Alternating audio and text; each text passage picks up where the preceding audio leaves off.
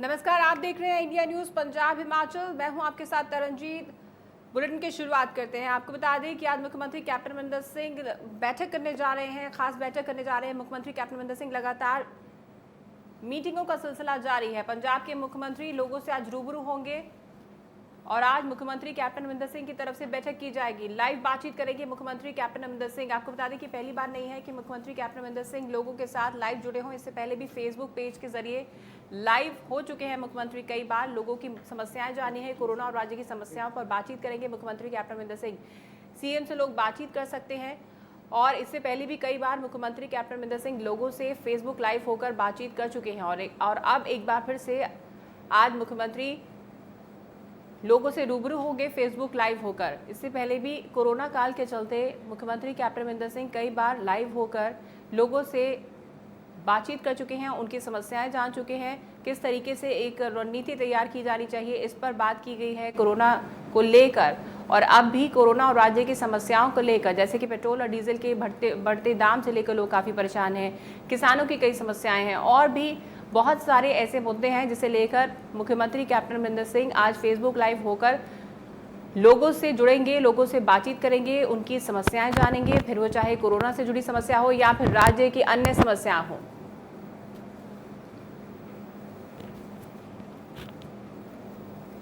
मुख्यमंत्री captain Amarinder Singh Facebook live होकर लोगों से बातचीत करेंगे और ये पहली बार नहीं है। इससे पहले भी मुख्यमंत्री कैप्टन अमरिंदर सिंह कई बार लोगों से लाइव होकर बातचीत कर चुके हैं।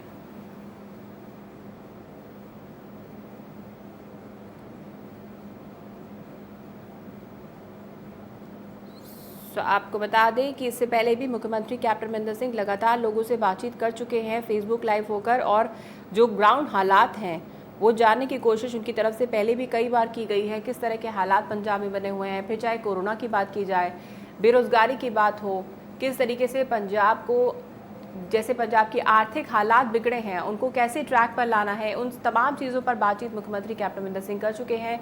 और जिस तरीके से पेट्रोल डीजल के बढ़ते दामों की वजह से भी लोगों की तरफ से मुद्दे उठाए जा रहे हैं, जगह जगह प्रदर्शन किए जा रहे हैं, तमाम समस्याओं को, राज्य की समस्याओं को लेकर मुख्यमंत्री कैप्टन अमरिंदर सिंह आज फिर से एक बार बातचीत करेंगे फेसबुक लाइव होकर। वहीं पंजाब में कोरोना अपने पैर पसारता जा रहा है। कैप्टन सरकार लगातार कोरोना को रोकने का प्रयास कर रही है। पंजाब में पिछले 24 घंटे में करीब 217 नए मामले सामने आए हैं। वहीं प्रदेश में मरने वालों की संख्या 180 के पार जा चुकी है। वहीं कुल मामले 7,350 के पार हो चुके हैं। लगातार मामले पंजाब में बढ़ते जा रहे हैं, लेकिन आपको बता दें कि अच्छी बात यहाँ पर यह भी है कि रिकवरी रेट भी पंजाब में काफ़ी अच्छा है। लेकिन 24 घंटे में 217 मामले सामने आए हैं। अगर पंजाब में लगातार मामले बढ़ रहे हैं तो कहीं ना कहीं अगर बात की जाए रिकवरी रेट की तो बहुत अच्छा है। ज़्यादातर लोग रिकवर होकर अपने घरों को जा रहे हैं या फिर मैक्सिमम लोग होम आइसोलेशन में हैं। पंजाब में या फिर देश भर की बात की जाए, अब स्थिति काफ़ी बेहतर, रिकवरी रेट की अगर बात की जाए तो काफ़ी अच्छा हुआ है। पंजाब में भी 70% रिकवरी रेट है और अगर दिल्ली की बात की जाए 76% रिकवरी रेट है। काफ़ी अच्छा रिकवरी रेट हुआ है दिल्ली में भी। कहीं ना कहीं अगर कोरोना के मामले बढ़ रहे हैं तो रिकवरी रेट भी काफ़ी अच्छा हो रहा है और कहीं ना कहीं जो हर्ड इम्यूनिटी की बात की गई है वो भी लोगों में डेवलप हो सकती है जल्द से जल्द, क्योंकि जितने ज़्यादा केसेस पहले इन्फेक्ट होंगे उसके बाद हो सकता है कि ये हर्ड इम्यूनिटी के बाद इससे बचा जा सके, लड़ने की ताकत सब में ज़्यादा हो और कोरोना जैसी महामारी से लोगों को छुटकारा मिल सके।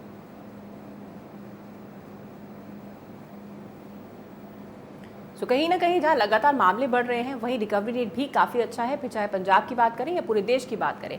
हिमाचल प्रदेश में भी कोरोना अपना कहर बरपा रहा है। प्रदेश में अब तक कोरोना से 1170 के पार संक्रमितों की संख्या पहुंच चुकी है, जबकि कुल मौतें 870 के पार हो चुकी हैं। वहीं प्रदेश में के मुखिया ने कोरोना को रोकने के लिए कई अहम फैसले लिए हैं, मगर फिर भी कोरोना थमने का नाम नहीं ले रहा है। हिमाचल प्रदेश में भी आपको बता दें कि मामले लगातार बढ़ रहे हैं और जहां एक तरफ हिमाचल में स्थिति काफ़ी बेहतर थी पहले, लेकिन अब 24 घंटे में 31 नए मामले सामने आए हैं। ज़्यादातर केसेस वही है जो कि जिनकी ट्रैवल हिस्ट्री है हिमाचल की अगर बात की जाए। कहीं ना कहीं यहाँ पर सोचने वाली बात यह है कि लोगों को समझना होगा और तमाम प्रिकॉशंस लेकर चलना होगा, क्योंकि लोगों की तरफ से भी काफ़ी लापरवाही देखी जा रही है। फिर चाहे पंजाब की बात की जाए, हिमाचल की बात की जाए, इसी वजह से हिमाचल में भी कई जगह पर लोगों के चालान काटे गए, स्ट्रिक्टनेस की गई ताकि लोग समझें, और यही फॉर्मूला पंजाब में भी अपनाया गया।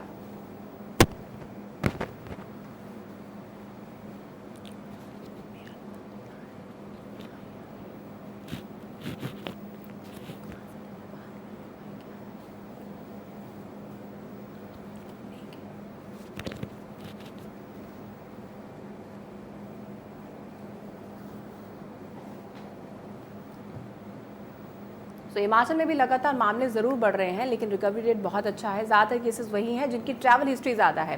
वहीं शुक्रवार को बरगाड़ी बेदबी मामले में बचाव पक्ष के वकील ने एसआईटी के पेश के चालान को चुनौती दी है। बरगाड़ी के स्वरूप चोरी मामले में ये चुनौती दी गई है। दरअसल 7 डेरा सच्चा सौदा सिरसा के अनुयायियों की गिरफ्तारी और डेरा प्रमुख राम रहीम समेत डेरा कमेटी के 3 सदस्यों को एसआईटी ने नामजद किया था। इन सभी 11 लोगों के खिलाफ चालान भी पेश किए गए थे, जिसके बाद से नया विवाद खड़ा हो गया है। आपको बता दें कि सीबीआई ने मोहाली की विशेष अदालत में याचिका दायर करके एसआईटी के बेदबी मामले में जांच पर एतराज़ भी जताया था। दरअसल इस मामले में डेरा के आरोपियों को सीबीआई ने अपनी जांच में क्लीन चिट दे दी थी। जानकारी देते हुए बचाव पक्ष के वकील ने बताया कि इस केस की पड़ताल के बाद सीबीआई ने मोहाली अदालत में 4 जुलाई 2019 को अपनी क्लोजर रिपोर्ट पेश कर दी थी और इस केस में गिरफ्तार महेंद्रपाल बिट्टू, शक्ति सिंह और सुखजिंदर सिंह सनी को बेकसूर करार दिया था और इस केस को अनट्रेस केस बताया गया है। इसमें किसी भी आरोपी संबंधित जानकारी न होने की बात कही थी और इस रिपोर्ट पर अभी तक मोहाली अदालत ने कोई फैसला नहीं दिया है। मामले की सुनवाई 7 अगस्त 2020 को होनी है। भी जो पंजाब पुलिस ने ये दोषियों को अरेस्ट करके 3 दिनों के विच ही उसका चलान पेश करता है, वो चलान को डिस्कार्ड किया जाए, जिहड़े दोषी है उन्होंने रिहा किया जाए तो जिन्नी देर इस दरखास्त का फैसला नहीं होंदा उन्नी देर ये मानयोग अदालत अगे कोई कार्रवाई किसी दोषी के बरखिलाफ जिहड़े हले गिरफ्तार करने उन्होंने बरखिलाफ ना करें। ये दरखास्त असीं कल दी सी, जिहदे मानयोग अदालत ने 20 तरीक पाती है, 20 जुलाई वास्ते पंजाब पुलिस को नोटिस दिता है। उदों उन्होंने रिप्लाई फाइल करना है। हो सकता है 20/7 नूं ही उस दरखास्त की सुनवाई हो जाए ਜਾਂ कोई 2-4 दिन की होर तरीक पै जाए, जिहदे विच तिन्ने मुलजम सन्नी, शक्ति सिंह ते महेंद्रपाल बिट्टू इन्हां तिन्हां नूं बेगुनाह करार दिता गया और नाल सीबीआई ने आपकी तफ्तीश की रिपोर्ट दे विच लिखता भी इस केस दे विच ये नहीं पता लग सकता भी ये जुर्म कौन कर गया। तो 7 अगस्त 2020 को मामले की सुनवाई होनी है बरगाड़ी बेदबी मामले में। वहीं पंजाब में मुख्यमंत्री कैप्टन सरकार ने हाल ही में रजिस्ट्री और इंतकाल के रेट को 300 रुपए से 600 रुपए तक बढ़ा दिया है, जिस पर आम आदमी पार्टी के पंजाब प्रधान भगवंत मान ने रोष जताया। साथ ही उन्होंने किसानों की समस्याओं को लेकर पंजाब सरकार पर निशाना साधते हुए कहा कि कांग्रेस सरकार एक तरफ किसानों की हितों की बात करती है तो दूसरी ओर उन्हें धोखा दे रही है। सरकार किसानों को खेती का बिल देकर उन्हें लूटने की कोशिश कर रही है। इतना ही नहीं, उन्होंने शिरोमणि अकाली दल पार्टी को आड़े हाथ लेते हुए कहा कि शिरोमणि अकाली दल अब सिर्फ नाम की पार्टी रह चुकी है, क्योंकि इस पार्टी के सीनियर नेता निकल चुके हैं और अब ये केवल पारिवारिक पार्टी बन चुकी है। आगे उन्होंने ये भी कहा कि अकाली दल पार्टी के ऊपर खुद ही सवाल खड़े हो रहे हैं कि असली कौन है और नकली कौन है। भगवंत मान ने रजिस्ट्री फीस बढ़ाने को लेकर रोष जताया। इसके साथ ही शिरोमणि अकाली दल पर भी निशाना साधा और कांग्रेस पर भी निशाना साधा। कहा कि अकाली दल पारिवारिक पार्टी बन चुकी है और किसानों के साथ कांग्रेस सरकार भी धोखा कर रही है। वहीं पंजाब में कोरोना का कहर लगातार बढ़ता जा रहा है। कोरोना वायरस ने राज्य के पुलिस और प्रशासनिक अधिकारियों को भी अपनी चपेट में ले लिया है। बता दें कि पंजाब में पंचायती विभाग के डायरेक्टर विपुल उज्ज्वल और उनकी पत्नी की कोरोना रिपोर्ट पॉजिटिव आई है। जानकारी के मुताबिक बीते दिनों डायरेक्टर विपुल उज्ज्वल के साथ विभागीय मंत्री तृप्त राजेंद्र बाजवा की बैठक हुई थी, जिसमें और भी आईएएस और पीसीएस अधिकारी शामिल थे। बैठक में शामिल सभी लोगों का कोरोना टेस्ट किया जाएगा। तो पंचायती विभाग के डायरेक्टर विपुल उज्ज्वल कोरोना पॉजिटिव पाए गए हैं, उनकी पत्नी भी कोरोना पॉजिटिव पाई गई है और जितने भी लोग अधिकारी इस बैठक में मौजूद थे उनका कोरोना टेस्ट किया जाएगा। वहीं बेअदबी मामले में जिला संगरूर से आम आदमी पार्टी के नेता, आपको बता दें कि बेअदबी मामले को लेकर मीटिंग जो हुई थी उसको लेकर बात की जाएगी। हरपाल सिंह चीमा ने बड़ा बयान दिया है। उन्होंने कहा कि बेअदबी मामले में कैप्टन सरकार आरोपियों को पकड़ने में फेल रहे हैं। इतना ही नहीं, उन्होंने कैप्टन और बादल परिवार पर आरोप लगाते हुए कहा कि कैप्टन और बादल परिवार श्री गुरु ग्रंथ साहब जी की बेअदबी के दोषियों को खुद बचाना चाहती है।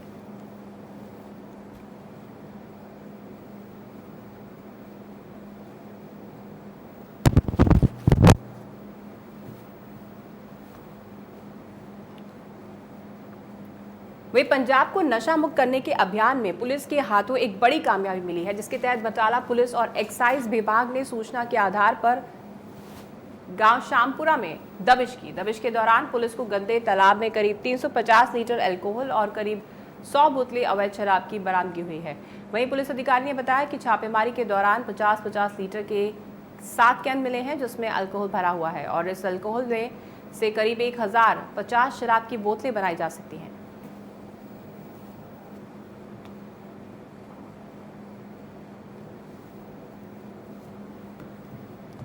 वहीं पंजाब के युवक की कनाडा में हार्ट अटैक से मौत हो गई, जिसके बाद मृतक का परिवार सरकार से शव को वतन लाने की गुहार लगा रहा है। आपको बता दें कि मृतक लखविंदर सिंह मानसा के एक गांव में रहता था और कनाडा पढ़ाई करने गया था, जहां उसकी हार्ट अटैक से मौत हो गई। फिलहाल परिवार वाले सरकार से शव को भारत लाने की गुहार लगा रहे हैं। आपको बता दें कि कनाडा पढ़ाई के सिलसिले में लखविंदर गया था, मानसा से कनाडा पढ़ाई के लिए गया था। वहां लखविंदर की हार्ट अटैक से मौत हो गई। अब परिवार की तरफ से सरकार से गुहार लगाई जा रही है कि नौजवान के मृतक की देह को भारत लाया जाए।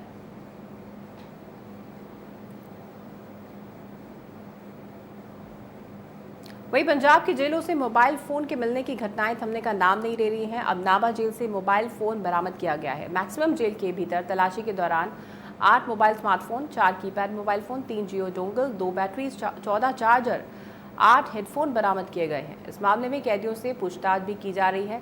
ये पहला मामला नहीं है, इससे पहले भी नाभा मैक्सिमम जेल से कई मामले सामने आ चुके हैं इस तरह के, जिसमें कि मोबाइल फ़ोन भी बरामद हुआ है और कई सामग्री, नशा सामग्री भी बरामद हुई है।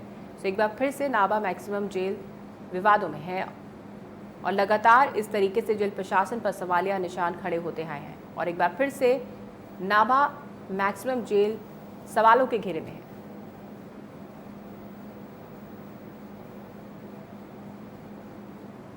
जेल से मोबाइल फ़ोन बरामद हुआ है, इसके साथ ही चार्जर, सिम, तमाम चीज़ें बरामद हुई हैं।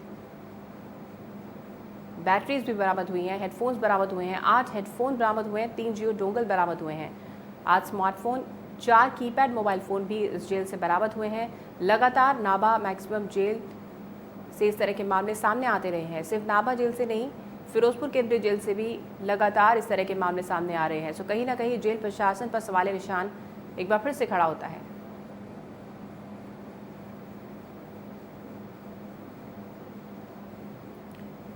वहीं पंजाब के इंडस्ट्री मिनिस्टर सुंदर श्याम अरोड़ा ने होशियारपुर की स्कीम नंबर 2 में नई सड़क की शुरुआत की। इस सड़क का निर्माण करने में 1 करोड़ रुपए की लागत आई है। इस मौके पर मंत्री जी ने बताया कि पंजाब सरकार ने इस साल इंडस्ट्री विभाग को 400 करोड़ रुपए का विशेष बजट दिया है, जिसमें साइकिल इंडस्ट्री के लिए 200 करोड़ रुपए और अन्य 200 करोड़ रुपए पंजाब के 17 फोकल पॉइंट के नवीनीकरण के लिए जारी किए गए हैं, जिसकी तैयारी जोरों पर चल रही है। सुंदर श्याम अरोड़ा ने सड़क का उद्घाटन किया है होशियारपुर में। इंडस्ट्री विभाग को 400 करोड़ का पैकेज मिला है, साइकिल इंडस्ट्री को 200 करोड़ रुपए का पैकेज मिला है। आपको बता दें कि पंजाब कैबिनेट मंत्री हैं सुंदर श्याम अरोड़ा। 1 करोड़ रुपए की लागत से सड़क बनाई गई है। तो होशियारपुर के लोगों के लिए ये अच्छी खबर है।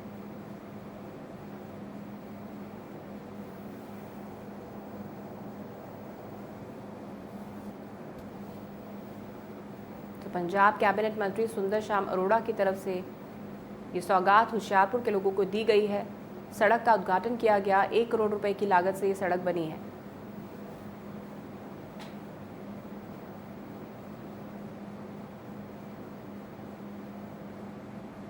एक तरफ कोरोना की मार और दूसरी तरफ महंगाई की मार कमर तोड़ रही है। ऐसे में किसी को सोने से भरा बैग मिल जाए तो किसी का भी ईमान डगमगा सकता है। लेकिन पटियाला के तिपरी चौक में एक मोची ने सोने से भरा बैग मालिक को वापस लौटाकर ईमानदारी की अनूठी मिसाल पेश की है। दरअसल मोची रामभजन को ग्राहक ने जूतों का जोड़ा पॉलिश करने के लिए दिया था। मोची ने जैसे ही जूते पॉलिश करने के लिए बैग खोला तो उसमें एक और बैग था जिसमें सोने की चेन, अंगूठी के साथ टॉप्स थे।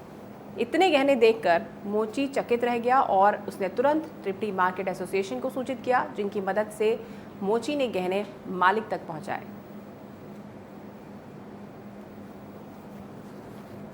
तो एक तरह से मिसाल पेश की गई है, क्योंकि ऐसे लोग बहुत कम होते हैं। मोची की ईमानदारी यहां पर देखने को मिली है। वन है तो जीवन है, इसी इच्छा शक्ति को लेकर प्रदेश में हर साल मानसून में पौधरोपण किया जाता है। इस साल भी मानसून सीजन शुरू होते ही पौधारोपण शुरू कर दिया गया है। इसको लेकर सिरमौर जिला प्रशासन ने सभी तैयारियां भी पूरी कर ली हैं, लेकिन इस बार जिला वन विभाग ने एक अनूठी पहल की है। इस साल जिस भी इलाके में पौधारोपण किया जाएगा वहां का वन अधिकारी उस क्षेत्र को गोद लेगा और उसकी पूरी देखभाल करेगा। तो वन अधिकारी की तरफ से पौधरोपण की तैयारी जोरों पर है सिरमौर में, और पूरी देखभाल की जाएगी। वन विभाग की तरफ से ये अनोखी पहल की गई है।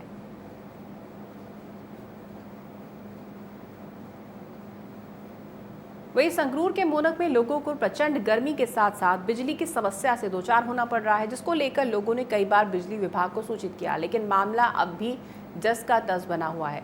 विभाग के दुर्मुख रवैये को देखते हुए आक्रोशित जनता ने बिजली बोर्ड के एक्साइजन के खिलाफ धरना प्रदर्शन किया। वहीं एक्साइजन ने मामले पर तुरंत संज्ञान लेते हुए लोगों को जल्द समस्या सुलझाने का आश्वासन भी दिया। तो संगरूर में बिजली की समस्या लगातार बनी हुई है। बिजली विभाग पर लोगों का गुस्सा फूटा, उन्होंने नारेबाजी की और प्रदर्शन किया, और यहाँ पर भी देखा जा सकता है कि लोग सोशल डिस्टेंसिंग की पालना बिल्कुल नहीं कर रहे हैं। इस तरह के कई मामले सामने आ चुके हैं जहाँ पर लोग प्रदर्शन करते हैं, प्रदर्शन में इकट्ठा हो जाते हैं और वहाँ पर कोरोना महामारी को लोग भूल जाते हैं। वहीं पठानकोट अमृतसर राष्ट्रीय राजमार्ग के किनारे पौधे लगाए गए थे, लेकिन रखरखाव की कमी के चलते पौधे नष्ट हो गए, जिसके बाद नेशनल हाईवे अथॉरिटी की ओर से राष्ट्रीय मार्ग को फिर से अपग्रेड किया जा रहा है। इसकी जिम्मेवारी वन विभाग को सौंपी गई है, जिसकी तरफ से 11 करोड़ रुपए की लागत के साथ सड़क के किनारे पठानकोट से अमृतसर मार्ग तक पौधे लगाए जाएंगे और उनकी देखभाल भी की जाएगी। अगर कोई इन पौधों को नुकसान पहुंचाता है तो वन विभाग की तरफ से कानूनी कार्रवाई की जाएगी। नेशनल हाईवे अथॉरिटी की अच्छी पहल सामने आई है। पठानकोट से अमृतसर तक पौधे लगाए जाएंगे, फिर राष्ट्रीय मार्ग को अपग्रेड किया जाएगा।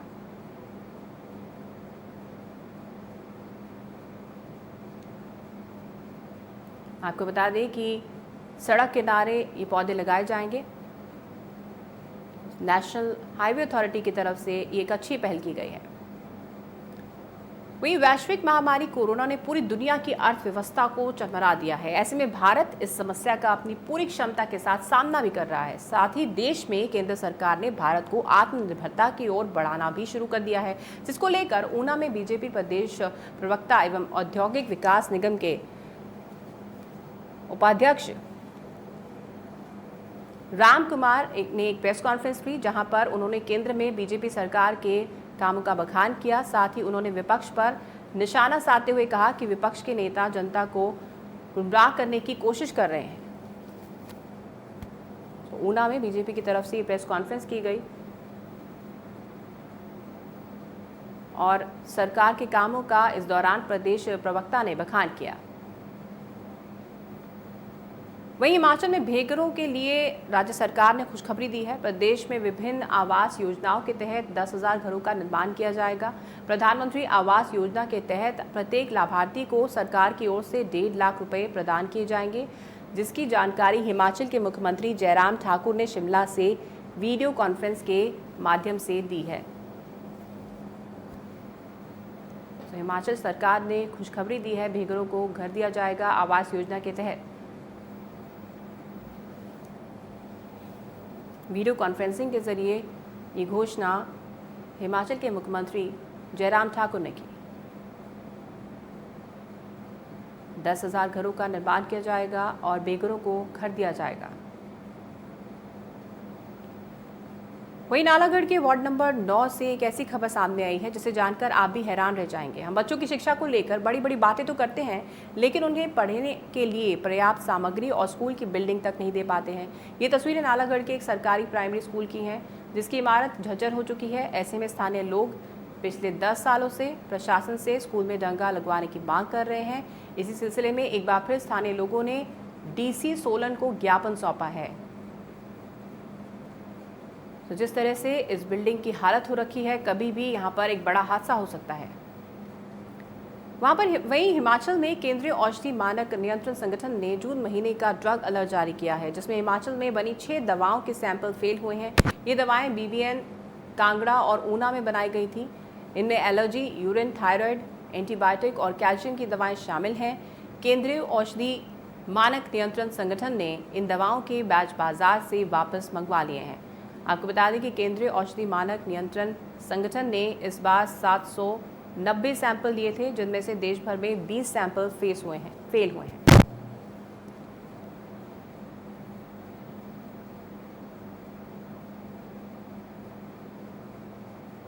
वहीं हिमाचल प्रदेश के पुलिस थाना नादौन को देश के श्रेष्ठ पुलिस थानों में शुमार किया गया है। वहीं केंद्रीय गृह मंत्रालय की तरफ से एक सूची जारी की गई, जिसमें नादौन थाना को प्रदेश में सर्वश्रेष्ठ थाना की उपाधि से नवाजा गया।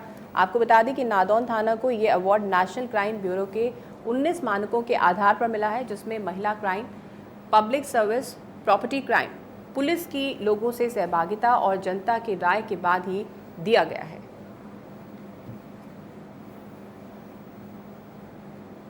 इस बुलेटिन में फिलहाल इतना ही। आप देखते रहिए इंडिया न्यूज़ पंजाब हिमाचल।